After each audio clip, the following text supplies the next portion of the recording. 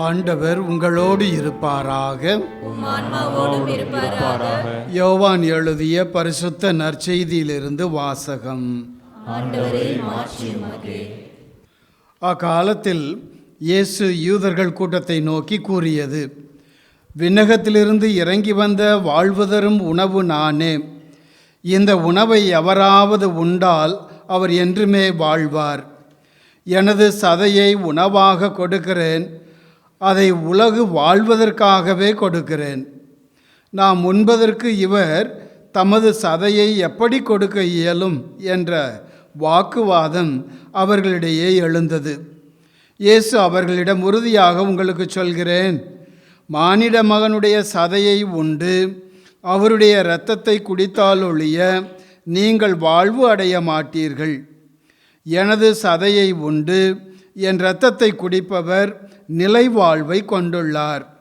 நானும் அவரை இறுதி நாளில் உயிர்த்தெழச் செய்வேன். எனது சதை உண்மையான உணவு, எனது இரத்தம் உண்மையான பானம். எனது சதையை உண்டு எனது இரத்தத்தை குடிப்போர் என்னோடு இணைந்திருப்பர், நானும் அவர்களோடு இணைந்திருப்பேன். வாழும் தந்தை என்னை அனுப்பினார், நானும் அவரால் வாழ்கிறேன். அதுபோல் என்னை உண்போரும் என்னால் வாழ்வர். விண்ணகத்திலிருந்து இறங்கி வந்த உணவு இதுவே. இது நம் முன்னோர் உண்ட உணவு போன்றது அல்ல. அதை உண்டவர்கள் இறந்து போனார்கள். இவ்வுணவை உண்போர் என்றும் வாழ்வர். இது கிறிஸ்து வழங்கும் இன்றைய நற்செய்தி. பிரியமான மக்களே, நம்முடைய தமிழகத்தில் இந்த ஒரு திருவிழா எல்லா பங்கு தலங்களிலும் மிக சிறப்பாக கொண்டாடப்படும், இல்லைங்க தானே? ஆமாம் தானே? ஆனால் இந்த நாட்களில் நாம் இந்த ஒரு தேசத்தில் இருக்கிறோம். இருந்தாலும் கடவுள் நம்மை சோர்வடைய செய்வதில்லை. இருக்கிற விசுவாசத்தை வைத்து நம்பிக்கையோடு இந்த ஒரு மறையுண்மையை கொண்டாட தாய் திருச்சபை அழைக்கிறது. எங்கிருந்தால் என்ன, விசுவாசம் ஒன்றே போதும், நம்பிக்கை ஒன்றே போதும், ஆண்டவர் ஒன்றே போதும். ஆக ஆண்டவர் சார்ந்த காரியங்களிலே நாம் நிலைத்து நிற்போம். இன்று ஆண்டவருடைய திருவுடல் திரு இரத்த பெருவிழாவை கொண்டாடுகிறோம். யாருக்காவது டேட்டு ஞாபகம் இருக்குதா? First Holi communion. First Holi communion. என்னோட பிதாவே, என் மேலே இறக்கமா, நானும் உங்களோட இருக்கிறேன் தான், கவலைப்படாதீங்க, எனக்கும் தெரியல தான். சரி, இந்த இது ஹோம்ஒர்க், சரிங்களா? ஹோம்ஒர்க். பேப்டிசம் சர்டிஃபிகேட் வாங்கி இருந்துச்சுன்னா அதில் பார்க்கலாம், ஒரு வேளை இருக்கலாம். அதில் கன்ஃபர்மேஷனும் பேப்டிசம் டேட்டு தான் இருக்கும். பட் இப்போ வர்ற சர்டிஃபிகேட்ஸில் ஒரு வேளை அதை இணைத்திருக்கிறார்கள் அப்படிங்கிறது என்னுடைய. ஓகே, அடுத்த கேள்வி. எந்த சாமியார்னாவது ஞாபகம் இருக்குதா? எந்த ஃபாதர்? அந்தோனியாரா? பிஷப்பு? இதெல்லாம் ஹை கிளாஸ். பிஷப்பு, கர்தினாலு, போப்பு, இதெல்லாம் ஹை கிளாஸ். கிரவுண்டுக்கு வாங்க, வாழ்க்கை சூழலுக்கு வாங்க. ஓகே, நான் ஆண்டவரை பற்றி சொல்லலை. ஓகே, அப்போது இன்றைக்கி 2 ஹோம்ஒர்க், சரிங்களா? கொஞ்சம் நினச்சி பாருங்கள்.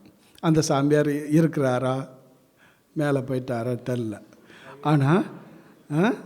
ஆனால் ஒன்று, அந்த சாமியாருக்காக நீங்கள் ஜெபிக்க வேண்டியது என்னுடைய கடமையும் கூட. நான் எந்த ஃபாதர்கிட்டருந்து வாங்கினோ அந்த ஃபாதருக்காக ஜெபிக்க வேண்டியது நம்முடைய கடமை. அதனால் கொஞ்சம் யோசிச்சு பாருங்கள், சரிங்களா? எதற்காக அப்படின்னா, ஒரு ஆன்மீகத்திற்கு இதெல்லாம் நமக்கு தேவையாக இருக்குது.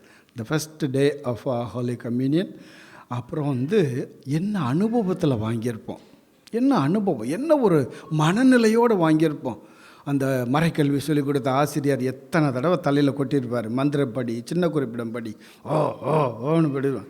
அது இல்லாமல் எத்தனை வாத்தியார்கள்ட்ட அடி வாங்கியிருப்போம். ப்ளஸ் அதே மாதிரி பங்கு சம்மியாரும் கேள்வி கேட்டே அன்றைக்கி தொலைச்சிருப்பார். எவ்வளோ பயம் இருந்திருக்கும்.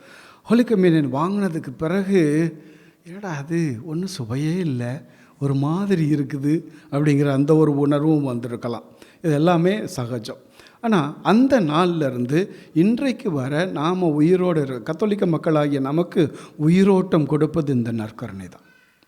நாம் நம்புகிறோமோ நம்பலையோ, ஆண்டவர் விவிலியத்தில் சொல்லிட்டார், என்னை உண்பவர், என்னையுடைய இரத்தத்தை குடிப்பவர் என்றென்றும் வாழ்வர். அதுதான் நம்முடைய நம்பிக்கை. நாம் அவரை பற்றி நினைக்கிறோமோ இல்லையா, ஆனால் விவிலியம் சொல்லுது, ஆண்டவர் இயேசு சொல்கிறாரு, எப்படி என்னை உண்பவர் நான் அவரோடு இணைந்திருக்கிறேன். அந்த ஒரு சக்தி, இணையும் சக்தி, பிரிய முடியாத சக்தி. ஆக அன்றைக்கு நாம் சுவைத்த அந்த ஆண்டவர் இத்தனை ஆண்டுகளாக நாம் சுவைத்து கொண்டே இருக்கிறோம். நம்முடைய இறை அனுபவமும் சுவைக்க சுவைக்க நாமக்குள்ளே ஒரு வித்தியாசம் இருக்கணும், ஒரு மாறுபட்ட நிலை இருக்கணும். அதுதான் ஆசீர்வாதம். எனவே நாம் ஆசீர்வாதத்தை நினச்சி பார்த்தாலும் கடவுள் நமக்குள்ளே வந்து கொண்டே இருக்கிறார். நான் உன்னைய விட்டு தூரமாக போக மாட்டேன். நீ என்னை வாங்கியதால், உட்கொண்டதால், என்னுடைய அந்த வார்த்தையை நம்பியதால் நான் உனக்குள்ளே இருப்பேன். எனவே நான் உன்னுள்ளும் நீ என்னுள்ளும். இதுதான் அழகான concept of holy communion, come in union.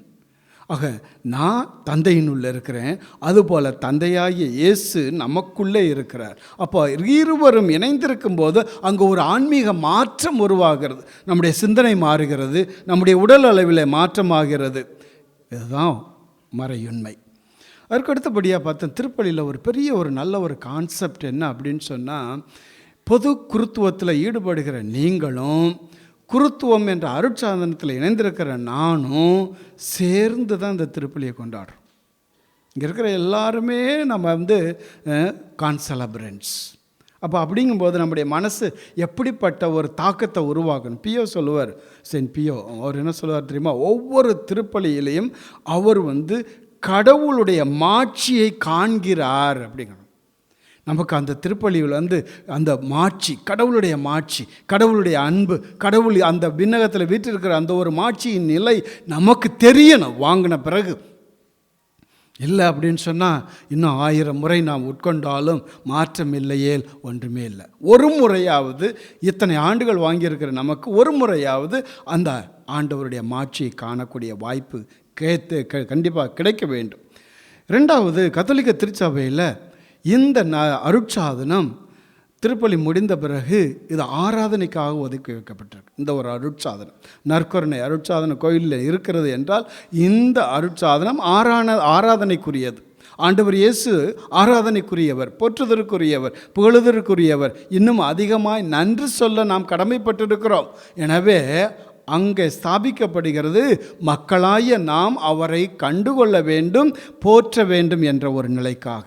2வது நோக்கம், நமது பங்கிலே இருக்கிற வியாதியஸ்தர்கள், பிணியாளர்கள், அவர்களுக்கு நற்கருணை எடுத்துக்கொண்டு சென்று அவர்களையும் அந்த தாய் அவையோடு, திரு அவையோடு இணைய வைப்பது. நான் எப்படி இணைந்திருக்கிறேனோ அதே போல் திருச்சபையிலிருந்து வெளியே இருக்கிற வர முடியாத, பங்கெடுக்க முடியாத மக்களையும் ஆண்டவர் இயேசு இணைய வைக்கிறார். இது 2 தான். இது பழைய சோறுலாம் கிடையாது.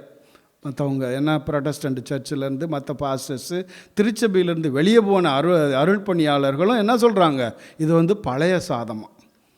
நமக்கு இது என்னது, இதுதான் நமக்கு உயிர் மூச்சு.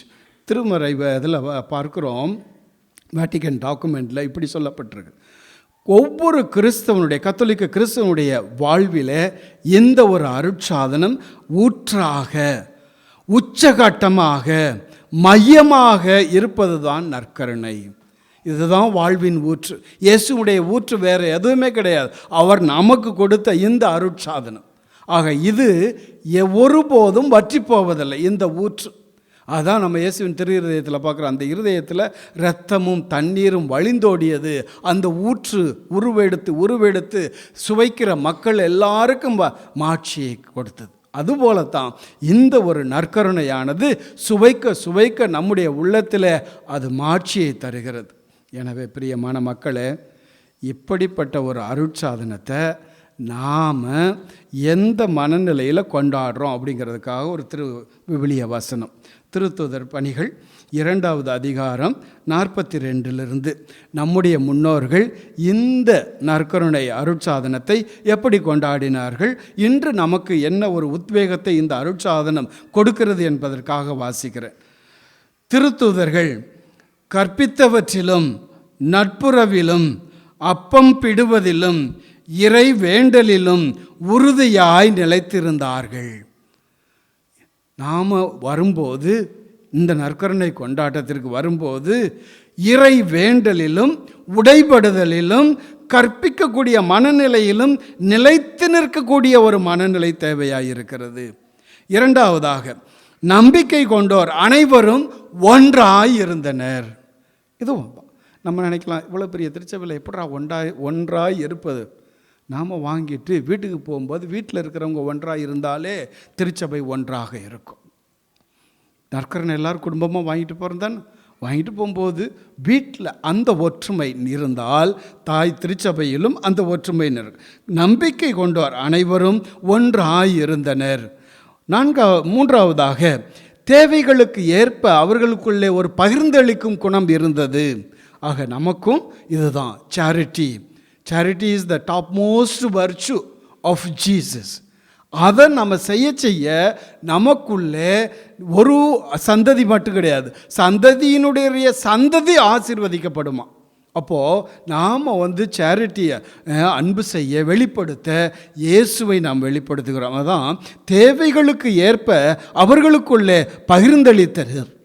ஒரே மனத்தோடு கோவிலில் தவறாது கூடி வந்தார்கள். நான்காவது. ஐந்தாவதாக நாம் பார்க்கிறோம், அப்பத்தை பிட்டு உணவை பகிர்ந்து உண்டு வந்தார்கள். வீடுகள் தோறும் அப்பத்தை பிட்டார்கள்.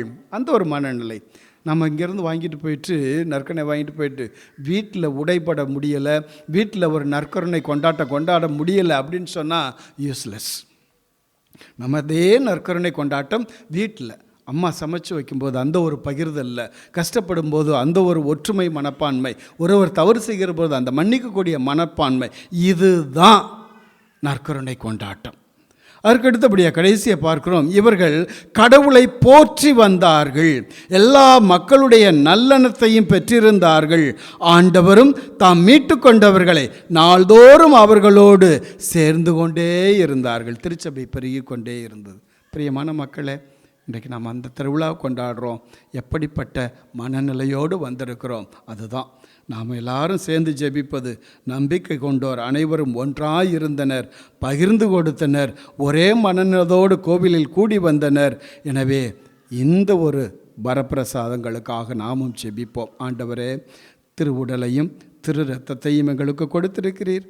என்னுடைய மனநிலை மாறி நான் என்னுடைய குடும்பத்திலும் என்னுடைய பங்கிலும் இன்னும் அதிகமாக திரு அவையிலும் ஆண்டவரை சுவைத்த மனிதனாக நல்ல மனநிலையோடு உம்மை அன்பு செய்ய வரம் தாரும். ஆமென்.